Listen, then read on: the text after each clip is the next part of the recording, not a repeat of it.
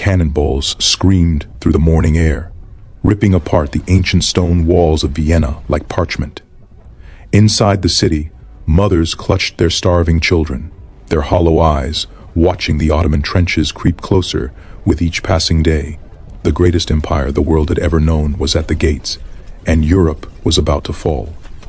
But what happened next on that September morning in 1683 would change the course of human history forever. And the weapon that turned the tide, the secret that only 1% of people know about today, wasn't what you think it was. September 11th, 1683.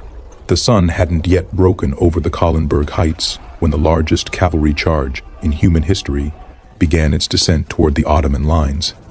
But before we get to that moment, before we understand the secret weapon that shattered the Ottoman dream of conquering Europe, we need to go back to when the Ottoman Empire stood as the most powerful force on earth, when their armies seemed unstoppable, and when the fate of Western civilization hung by a thread so thin it could snap at any moment. The year was 1683, and the Ottoman Empire under Sultan Mehmed IV controlled an empire that stretched from the gates of Morocco to the Persian Gulf, from the Crimean Peninsula to the sands of Yemen. For 2 centuries, the Ottomans had been expanding, conquering, absorbing civilizations into their vast domain. They had taken Constantinople, the jewel of Byzantium, in 1453. They had crushed the Hungarians at Mohacs in 1526. They had pushed into the heart of Europe, and now they stood ready to take Vienna, the gateway to the German lands, to Italy, to France, to everything. Grand Vizier Kara Mustafa Pasha commanded the Ottoman forces, and he was a man consumed by ambition. He dreamed of surpassing the achievements of Suleiman the Magnificent, who had besieged Vienna once before in 1529, but had been forced to withdraw. Kara Mustafa would not withdraw. He would take Vienna, and then he would take Rome itself. He would place the Islamic crescent atop St. Peter's Basilica. This was his vision, and he assembled the largest Ottoman army ever sent into Europe to achieve it.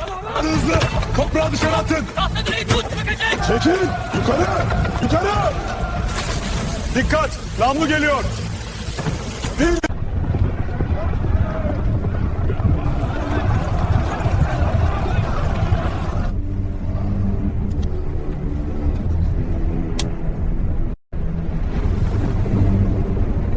The numbers are staggering, almost impossible to comprehend. Contemporary sources vary, but the most reliable estimates place Kara Mustafa's force at somewhere between 140,000 to 300,000 men. Even taking the conservative estimate, this was a military. There were the elite janissaries, perhaps 15,000 of them, the finest infantry in the world. These were men taken as boys through the Devshirme system, converted to Islam, and trained from childhood to be perfect soldiers. They knew no loyalty except to the Sultan and to their corps. They were disciplined, battle-hardened. Then came the Sipahi cavalry, the feudal horsemen who formed the backbone of Ottoman military might. These warriors were granted land in exchange for military service, and they brought their own retainers, their own equipment.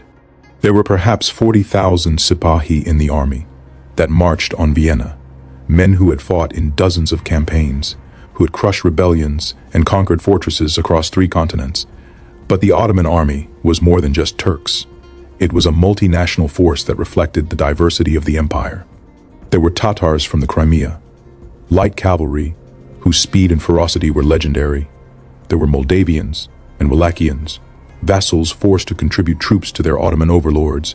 There were Arabs, Egyptians, North Africans, each contingent bringing their own fighting traditions. Some fought for glory, some for plunder, some because they had no choice. And then there was the artillery. The Ottomans had not forgotten the lessons of their ancestors, who had used massive cannons to breach the walls of Constantinople. Kara Mustafa brought with him more than 300 artillery pieces, including massive siege guns capable of hurling stone balls weighing several hundred pounds.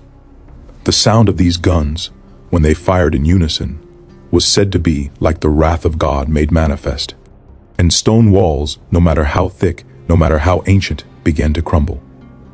The Ottoman army began its march in March of 1683. They moved north from their winter quarters, a great serpent of men and horses and guns winding through the Hungarian plains. Villages emptied at their approach. The few refugees who made it ahead of the army brought tales of an unstoppable host, of the horizon black with soldiers, of cavalry units that took hours to pass a single point. Inside Vienna, the mood was grim. The city's military governor, Count Ernst Rüdiger von Starhemberg, was an experienced soldier who had fought the Ottomans before. He knew what was coming. He had perhaps 15,000 soldiers under his command, maybe 16,000 if you counted every able-bodied man who could hold a musket. The civilian population was around 60,000 souls, and Starhemberg made the hardest decision of his military career. He ordered all civilians, women, children, the elderly, the sick, they had to go. I watched them leave. A city merchant named Johann Dietz later wrote in his diary, "My own wife, my daughters, they joined the columns heading west. My wife turned back once, just once." Kara Mustafa established his command post on a low hill to the south of the city, and from there he surveyed his prize. Vienna was surrounded by modern fortifications, star-shaped bastions designed to withstand artillery bombardment. The walls were thick, reinforced with earth that could absorb cannonballs. They had demolished the suburbs to create clear fields of fire. They had strengthened the walls. They had stockpiled food and ammunition. But Kara Mustafa was patient. He had time. He knew that Vienna was isolated. The Holy Roman Emperor, Leopold I, had fled the city in early July, heading west to rally support. You didn't simply throw men at fortified walls. That was suicide. Instead, you dug trenches, protected approaches that brought you closer and closer to the enemy fortifications while minimizing your casualties. The defenders could see the Ottoman trenches advancing, day by day, meter by, and then the mining began. This was the real terror of Ottoman siege warfare. Their engineers would dig tunnels under the walls, shore them up with timber, pack the tunnels with gunpowder, and then blow massive sections of fortification into the air. The defenders tried to countermine, to dig their own tunnels and intercept the Ottoman sappers underground. These subterranean battles were fought in complete darkness, men with knives and short swords hacking at each other in tunnels barely wide enough to crawl through. The casualties were horrific. Men suffocated, tunnels collapsed, and always there was the fear that at any moment the world would explode in fire and thunder as a mine detonated. Count Starhemberg rotated his men constantly, trying to keep them fresh, trying to maintain morale. But as July turned to August, and August dragged into September, conditions inside Vienna deteriorated. Food supplies dwindled, the daily ration for soldiers was cut, then cut again. Horses. My friend Hans died yesterday, not from a Turkish bullet, but from the flux. He was 19 years old. How many more will die before help comes? If help comes at all. The Ottoman artillery pounded the walls day and night. The massive guns fired with methodical regularity, each shot carefully aimed at weak points in the fortifications. The Lowell Bastion, one of the key defensive positions, took a terrible beating. Sections of wall crumbled. The defenders worked frantically to repair the breaches, hauling stones and timber under constant fire. The Janissaries probed the defenses, looking for weaknesses, launching sudden assaults that By early September, Vienna was on the brink of collapse. Starhemberg estimated he had perhaps one more week, maybe less, before he would be forced to surrender. The Ottomans had breached the outer fortifications in several places. Fighting was occurring inside the city itself, house to house. The defenders were down to their last reserves of gunpowder. Food was nearly gone, and there was still no sign of the relief army that Emperor Leopold had promised. But that relief army was coming. While Vienna bled, while its defenders held on by their fingernails, a coalition was forming. King Jan III Sobieski of Poland was marching south with the finest cavalry in Europe. The imperial forces under Charles of Lorraine were gathering. Smaller contingents from Bavaria, Saxony, Swabia, and it was an unprecedented alliance. Catholic kingdoms setting aside their differences. Protestant princes joining with Catholic ones, all united by the single goal of stopping the Ottoman tide.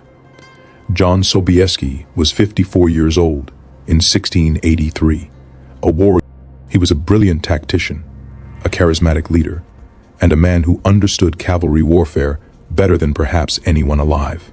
He had defeated a massive Ottoman army at Kotin in 1673, using speed and Now he was bringing 18,000 Polish troops, including 3,000 of the famous Polish Winged Hussars, to the relief of Vienna. The Winged Hussars. Even the name sent shivers down the spines of those who had faced them. They were shock troops, elite warriors who wore elaborate armor and, most distinctively, wooden frames attached to their backs from which large eagle or ostrich feathers rose like wings. When they charged, the wind rushing through these feathers created a terrible whistling sound that unnerved even the most disciplined enemy. But it wasn't just psychological.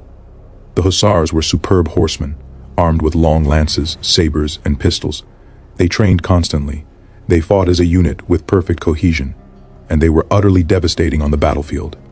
Sobieski reached the outskirts of Vienna. He climbed the Kahlenberg, a hill to the northwest of the city, and surveyed the situation.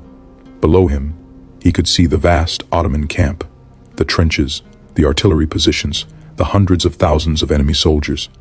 Inside Vienna's walls, he could see smoke rising from fires, evidence of the desperate fighting. Time was running out.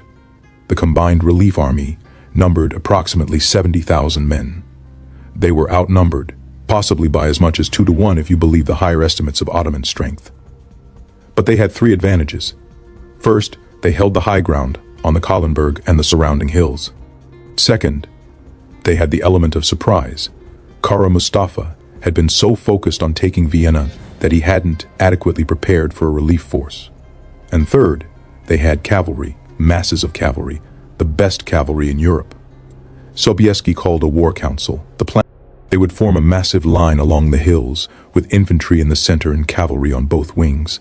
They would advance down the slopes, drive into the Ottoman positions, and cut through to Vienna. The Polish cavalry, the hussars, would be held in reserve on the right wing for the decisive blow. Everything depended on timing, on coordination, on breaking through before the Ottomans could reorganize. On the night of September 10th, the men of the relief army prepared for battle. They sharpened their swords, they checked their firearms, they wrote letters home that might never be delivered. In the Polish camp, the Winged Hussars performed their rituals, checking their armor, their lances, their horses' tack. These men knew they would be at the forefront of the charge. They knew many of them would die, but they also knew that this was what they had trained for their entire lives.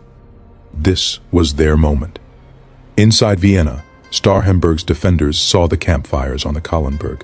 They knew help had arrived, but they also knew the battle was far from over. The Ottomans were still assaulting their positions. The mines were still exploding. Men were still dying. All they could do was hold on for one. September 11th, 1683, dawned clear and bright. The relief army began its advance at 4 in the morning. The infantry moved first, imperial soldiers and German contingents, advancing methodically down the slopes. The Ottomans responded, bringing up troops from the siege lines to meet this new threat. Artillery opened. The crack of musket fire rolled across the battlefield like continuous thunder. For hours, the battle raged inconclusively. The imperial infantry made progress, pushing back Ottoman units, but they couldn't break through. The Ottomans, despite being caught between the relief army and Vienna's defenders, the Janissaries in particular, held their ground, their disciplined musket volleys cutting.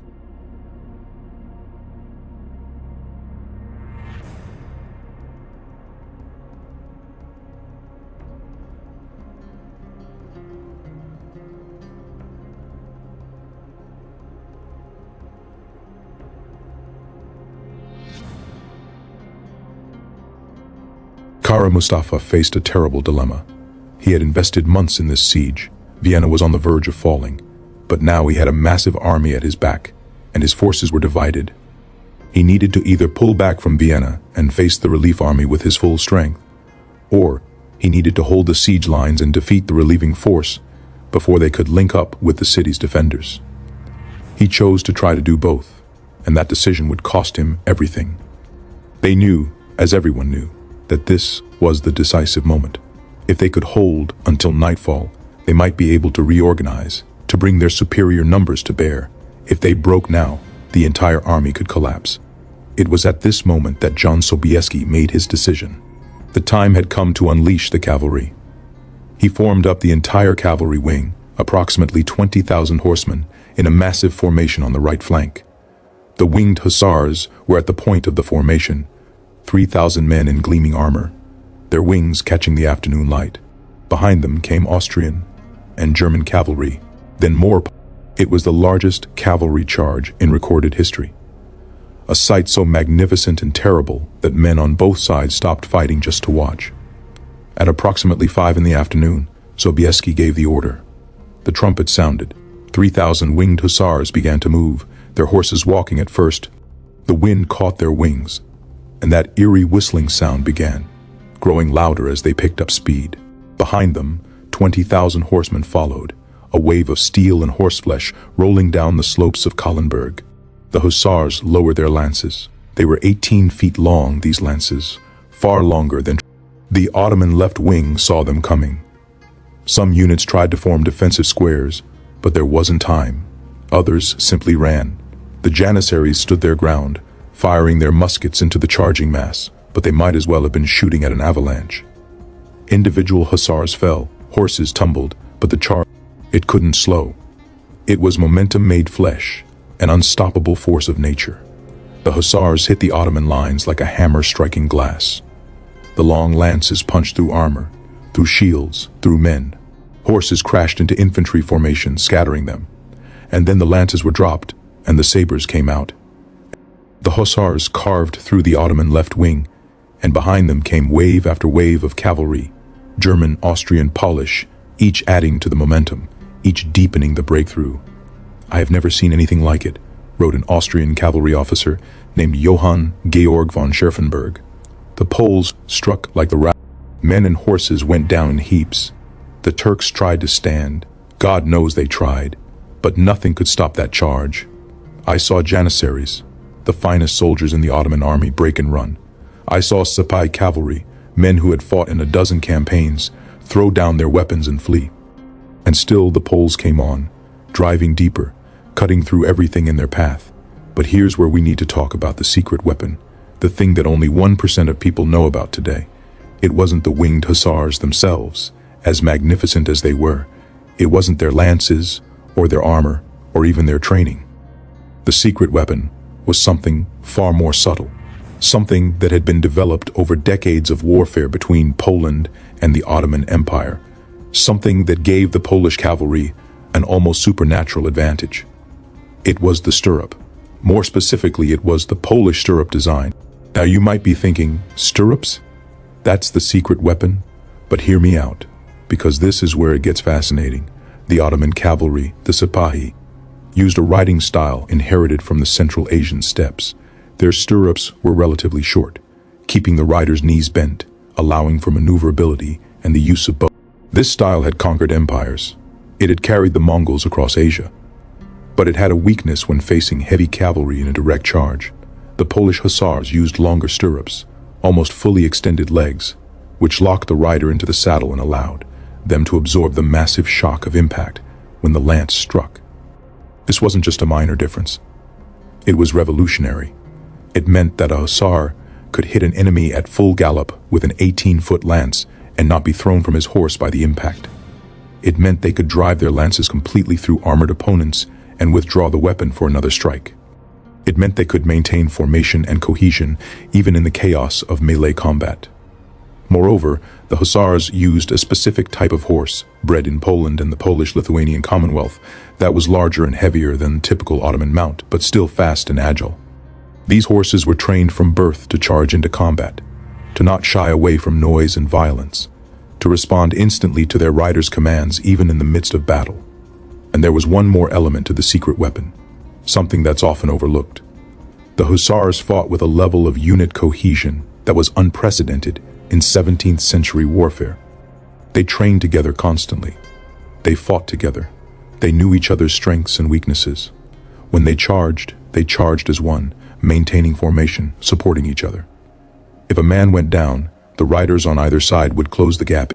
This kind of discipline, this kind of unit cohesion, was almost impossible to achieve with cavalry, but the Poles had perfected it. The combination of these elements, the stirrups, the lances, the horses, the training, the cohesion, created a weapon system that was nearly unstoppable in a direct charge. The Ottomans, their cavalry, was superb in skirmishing, in hit-and-run tactics, in archery from horseback.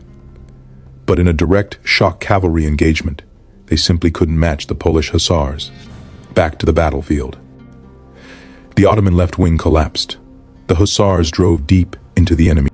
Kara Mustafa, watching from his command post, realized that disaster was unfolding.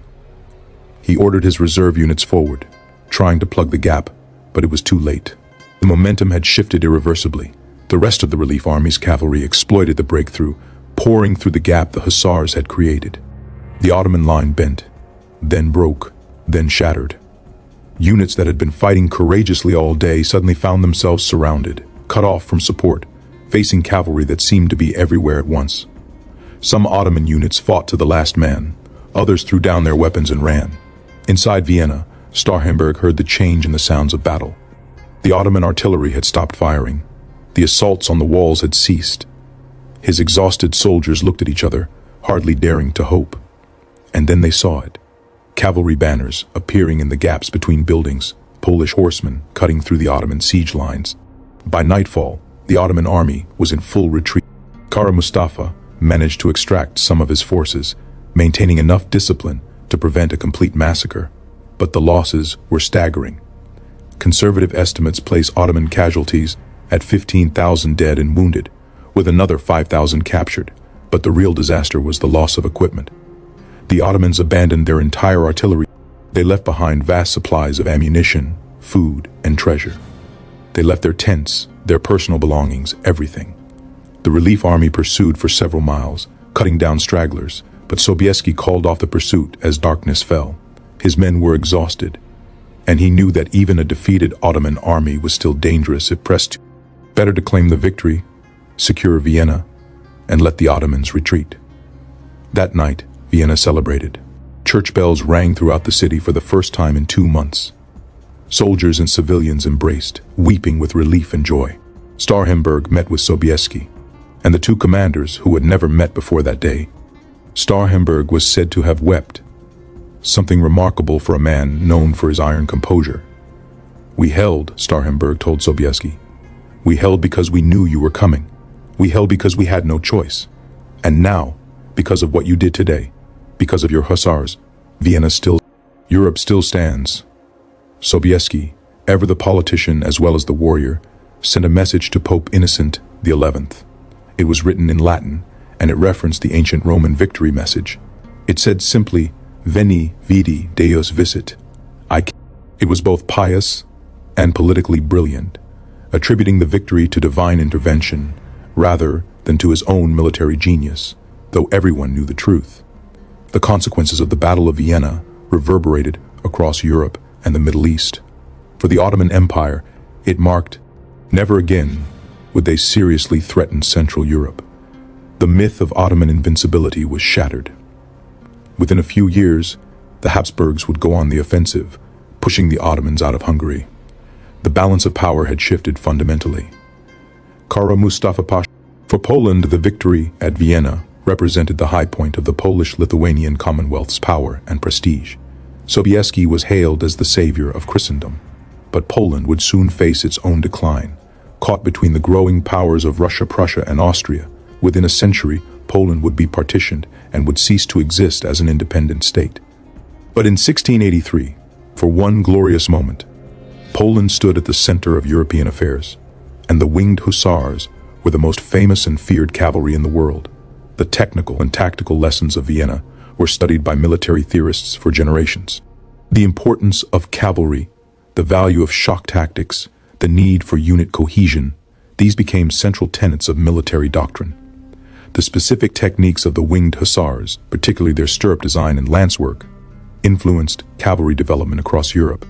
Even the Ottomans, learning from their defeat, began to reform their military. But perhaps the most important legacy of Vienna was what didn't happen. If Vienna had fallen, if Kara Mustafa had succeeded, the history of Europe would have been entirely different. The Ottoman Empire would likely have pushed into Germany, perhaps into Italy. The cultural, religious, and political landscape of Europe would. The Enlightenment, the scientific revolution, the industrial revolution, all of the developments that shaped the modern world might never have occurred, or might have occurred in radically. In the immediate aftermath of the battle, the relief army found something extraordinary in the Ottoman camp. Among the abandoned supplies were large quantities of coffee beans. Coffee was still relatively unknown in Europe at the time, consumed mainly by the wealthy and well-traveled. But the Ottomans drank it regularly, and they had brought massive supplies to sustain them during the siege. The victorious troops tried this strange, bitter beverage, and many acquired a taste for it. Within a few years, coffee houses began appearing in Vienna, then spreading throughout Europe. This small cultural exchange, this legacy of the siege, would have its own impact on European society, creating the coffeehouse culture that became centers of intellectual and political discourse. There are other, the Battle of Vienna became a powerful symbol in European collective memory, often invoked in later conflicts between Christian Europe and the Islamic world. This symbolism has been used and misused over the centuries. It's important to remember that the actual battle was a complex political and military event, not simply a clash of civilizations. The Ottoman Empire was a multi-ethnic, multi-religious state, and many Christians fought in its armies. Similarly, the relief army included princes and soldiers. The soldiers who fought at Vienna, on both sides, were human beings with families, fears, and dreams. The young Austrian soldier, Leopold Hainisch, who wrote about eating bread mixed with sawdust, survived the siege. He lived to be 67, dying peacefully in bed. But he never forgot those weeks in September when he was convinced each day would be his last. The Ottoman engineer, who had supervised the mining operations under Vienna's walls, a man named Ahmed, was captured during the retreat. He expected to be executed, but instead, he was questioned extensively by imperial engineers who wanted to learn Ottoman siege techniques. He ended up staying in Austria, converting to Christianity, and working on fortifications for the Habsburg. One of the Winged Hussars, who participated in the famous charge, a nobleman named Jerzy Franciszek Kolczycki, claimed to have been one of the men who brought supplies of coffee back from the Ottoman camp. He allegedly opened one of the first coffee houses in Vienna, though historians dispute this claim. True or not, it's a nice story, a reminder that even in the aftermath of terrible violence, there can be unexpected connections and exchanges. King Jan Sobieski lived for 13 more years after Vienna, dying in 1696. His health had been declining for years, and the stress of constant warfare took its toll. His last years were troubled by political disputes and rebellions within Poland, but he never lost the prestige he had gained at Vienna. When he died, all of Europe mourned. He was buried with full honors in Wawel Cathedral in Krakow, and his tomb remains there to this day, a pilgrimage site for those interested in Polish history. Count Rudiger von Starhemberg continued to serve the Habsburg Empire after the siege, participating in campaigns against the Ottomans in Hungary. He was rewarded with lands and titles for his defense of Vienna, but he too was marked by the experience. He became obsessed with fortification design, convinced that the siege had. He spent much of his later life advocating for improvements to the city's fortifications, though his recommendations were only partially implemented. The city of Vienna itself bears the marks of the siege to this day. Parts of the old fortifications still exist, incorporated into later buildings. There are plaques and memorials throughout the city, commemorating the siege and the relief. St. Stephen's Cathedral, which survived the siege largely intact despite being hit by Ottoman artillery, displays captured Ottoman banners and other artifacts from the battle. Every year on September 11th, there are commemorations in Vienna. These events have taken on additional resonance in the 21st century due to the date's association with other tragic events, but for centuries before, September 11th was simply remembered as the day Vienna was saved. The archaeological record of the siege continues to yield discoveries. Construction projects in Vienna occasionally unearth remnants of. Each find provides another small piece of the puzzle, another glimpse into what those desperate weeks were like for the people who lived through them. One particularly poignant discovery came in 2007, when workers excavating for a new subway line found a mass grave containing the remains of about 30 soldiers. Analysis of the bones and associated artifacts indicated they were Ottoman soldiers, likely casualties of the siege or the retreat, who were hastily buried and then forgotten. They were reburied with proper ceremony, a small gesture of respect across the centuries. The weapons and equipment used in the battle are scattered across museums. The Polish Army Museum in Warsaw has an extensive collection of hussar armor and weapons, including some pieces that were actually worn at Vienna. The Vienna Museum of Military History has Ottoman artifacts recovered from the battlefield, including cannons. These physical objects connect us to the reality of the battle in a way that written accounts alone cannot. When you hold a hussar lance, even a museum replica, you begin to understand what an incredible weapon it was. 18 feet of solid wood with a steel point, balanced to be wielded at full gallop, strong enough to punch through armor, but light enough to be controlled with one hand. The engineering and craftsmanship that went into these weapons was remarkable.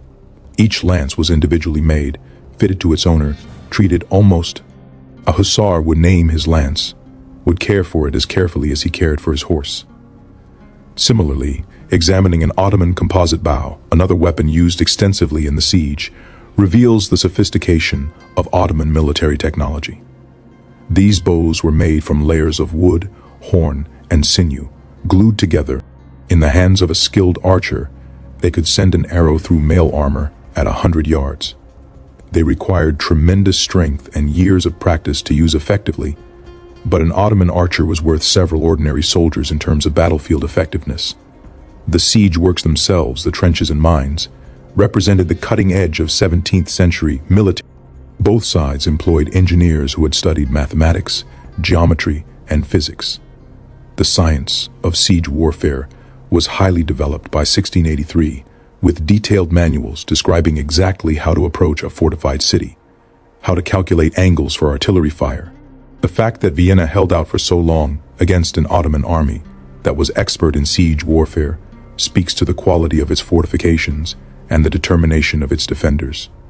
We should also consider the logistical achievement represented by the Ottoman siege. Moving an army of 150,000 or more men, plus horses, artillery, and supplies from Istanbul to Vienna, was an incredible undertaking.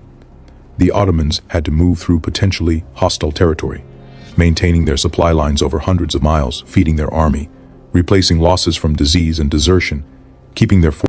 The fact that they were able to do this at all demonstrates the administrative sophistication of the Ottoman Empire at its height. Similarly, the rapid assembly of the relief army was a remarkable achievement.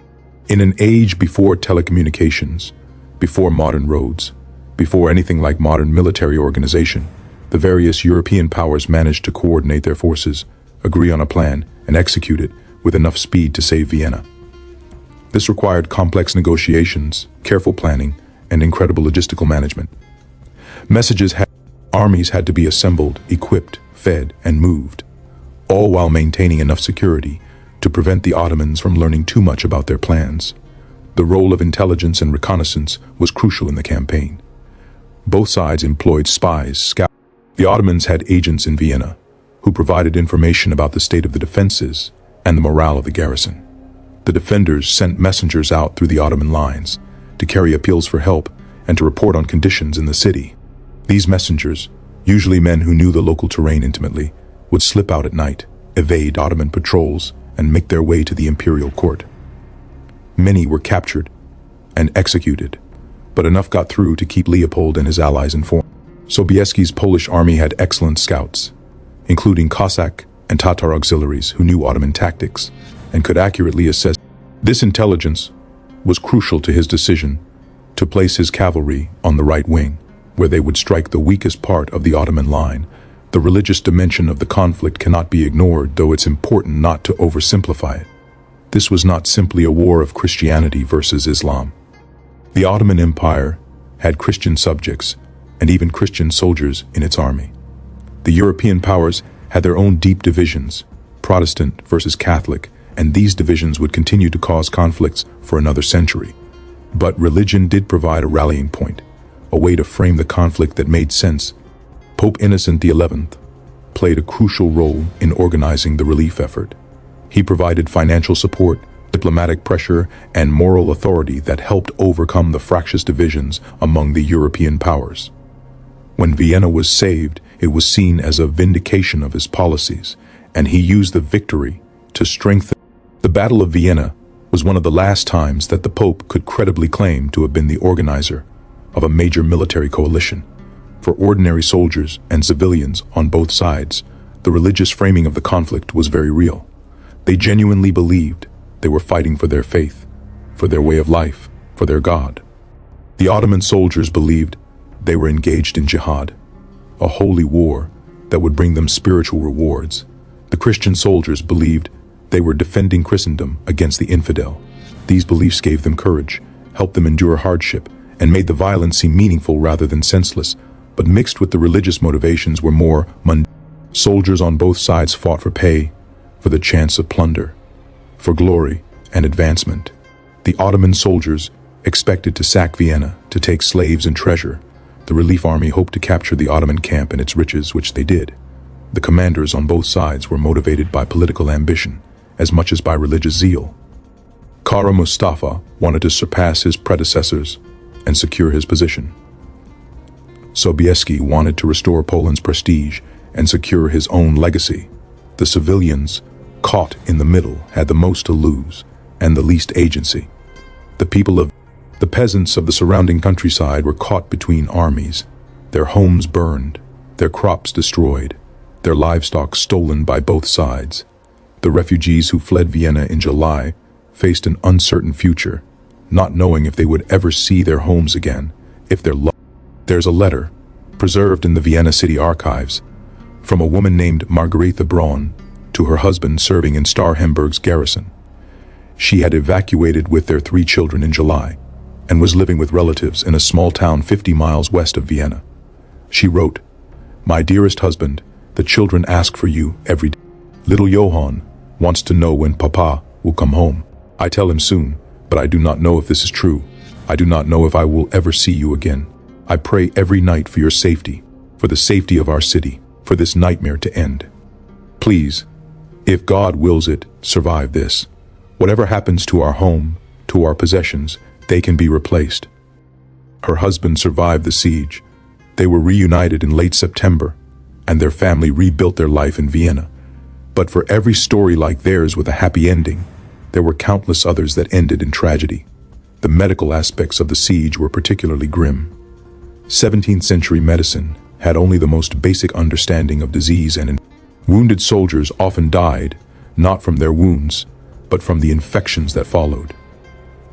Surgeons did what they could, amputating shattered limbs, stitching wounds, but their tools were crude and often unclean. There was no anesthesia beyond alcohol. A man having a leg amputated would be held down by several strong assistants, while if he was lucky, he would pass out from the pain.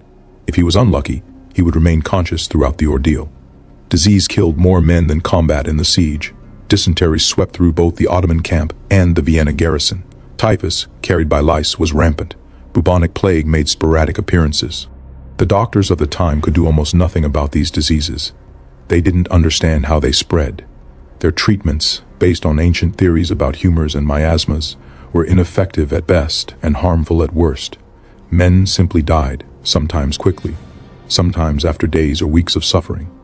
The psychological toll of the siege was soldiers and civilians alike suffered from what we would now recognize as post-traumatic stress disorder. They had nightmares. They were startled by sudden noises. They found it difficult to trust that the danger had really passed. Many veterans of the siege struggled to reintegrate into normal life. Some became violent. Some withdrew into depression. Some turned to alcohol. The 17th century had no vocabulary for mental health issues, no treatment, no understanding. People simply had to cope as best they could. Children were particularly affected. They saw terrible things. They went hungry. They lost friends and family members. For the rest of their lives, many of them would carry the psychological scars of those months. And yet, life went on. These traumatized children grew into adults, married, had children of their own, and rebuilt their lives. The economic impact of the siege on Vienna was severe but not permanent. The city's infrastructure was damaged but intact. The surrounding countryside had been devastated, but it recovered over the following years. Trade routes that had been disrupted during the siege gradually. The plunder from the Ottoman camp provided an immediate injection of wealth that helped jumpstart the recovery. Within a decade, Vienna was thriving again. perhaps even more so than before the siege, as it became the clear capital of a Habsburg Empire that was now on the offensive against the Ottomans. The political consequences of Vienna extended far beyond the immediate military victory. The success of the relief effort demonstrated that the European powers could cooperate when faced with an existential threat. This cooperation, however temporary, set the balance of power that emerged from Vienna, with the Habsburgs ascendant and the Ottomans in decline, would shape European politics for the next 2 centuries. For the Ottoman Empire, the defeat at Vienna was a shock, but not immediately fatal. The empire was vast and resilient. It had absorbed defeats before and recovered, but Vienna marked a turning point.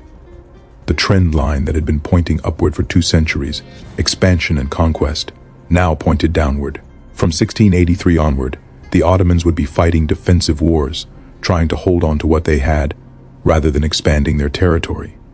The psychological impact of this shift, the Ottoman military, which had seen itself as invincible, now had to grapple with the fact that European armies could match and even exceed their capabilities. The Battle of Vienna has been commemorated in countless ways over the centuries. There are paintings, sculptures, monuments.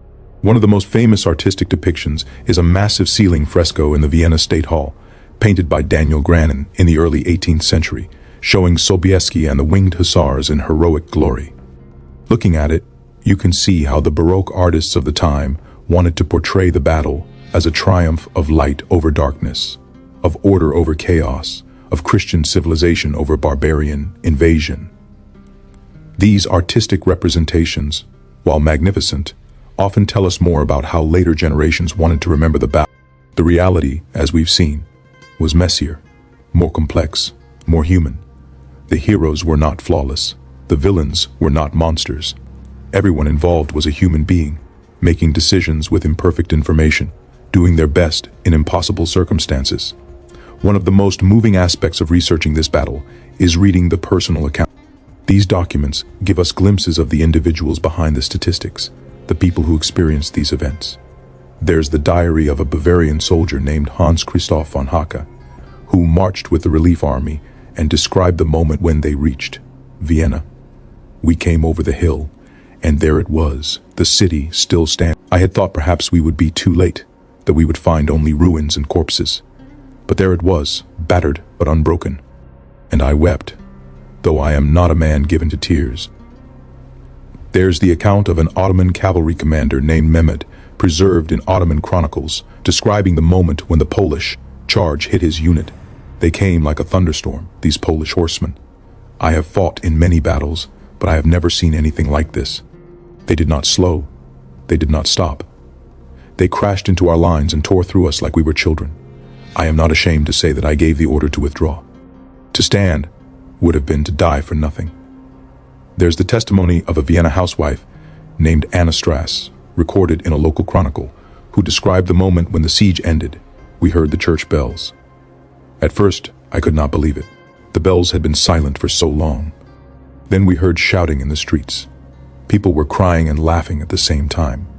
My neighbor, Frau Weber, embraced me. We had barely spoken during the siege. Everyone had been too afraid, too hungry, too focused on survival. But in that moment, we held each other and cried. We had survived. Vienna had survived. These personal voices remind us that history is made by people, not by abstract forces. The Battle of Vienna was not inevitable. It could have gone differently if Kara Mustafa had been more cautious, if Starhemberg had surrendered, if the relief army had been delayed by a few more days, if Sobieski had made a different tactical decision. The outcome might have been completely different. And that brings us back to the secret weapon.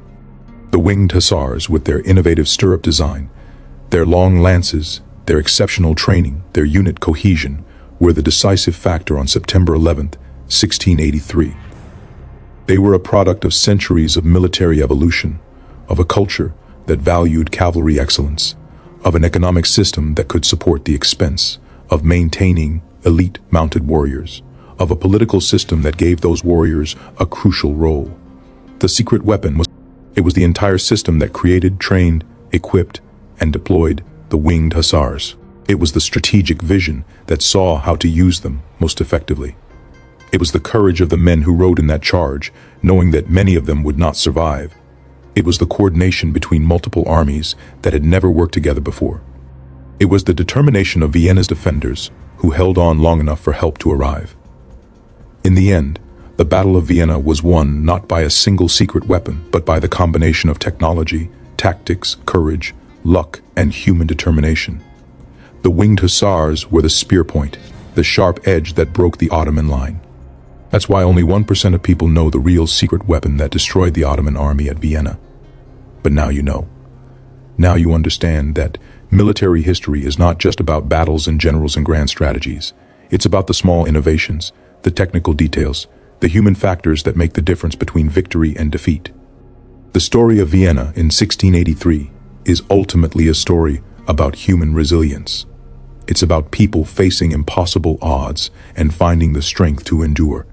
It's about defenders holding a city against overwhelming force because they had no other choice.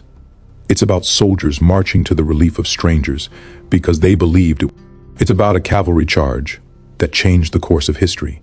342 years later, we still remember September 11th, 1683. We remember it because it mattered. It mattered for Europe. It mattered for the Ottoman Empire. And it matters for us today as a reminder of what people can accomplish when they refuse to give up, when they find new solutions to old problems, when they stand together against a common threat. The Winged Hussars are gone. The Ottoman Empire is gone. The Holy Roman Empire is gone. But the human qualities that determined the outcome of Vienna remain. Courage, determination, innovation, cooperation, these are timeless. These are what allow civilizations to survive and sometimes to flourish. So the next time someone asks you what decided the Battle of Vienna, you can explain the stirrups, the lances, the training, the tactics. But remember to tell them also about the defenders of Vienna who held on when holding on seemed impossible. Tell them about the coalition that came together despite all their differences.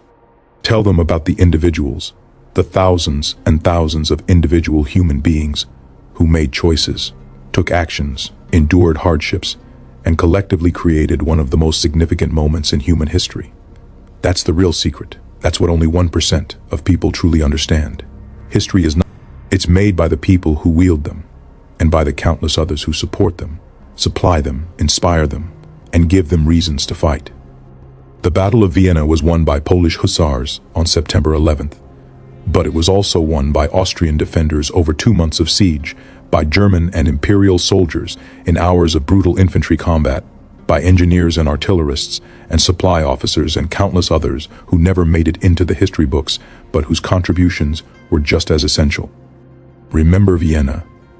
Remember the lessons it teaches about innovation, about perseverance, about the importance of unity in the face of existential threats. Remember that sometimes the course of history turns on details that seem minor at the time but prove to be decisive. Remember that behind every great military victory and remember the Winged Hussars, charging down the slopes of Kahlenberg on that September afternoon, their wings whistling in the wind, their lances lowered, unstoppable and magnificent. They were the secret weapon that destroyed the Ottoman army. But they were also men with families and fears and hopes, men who did their duty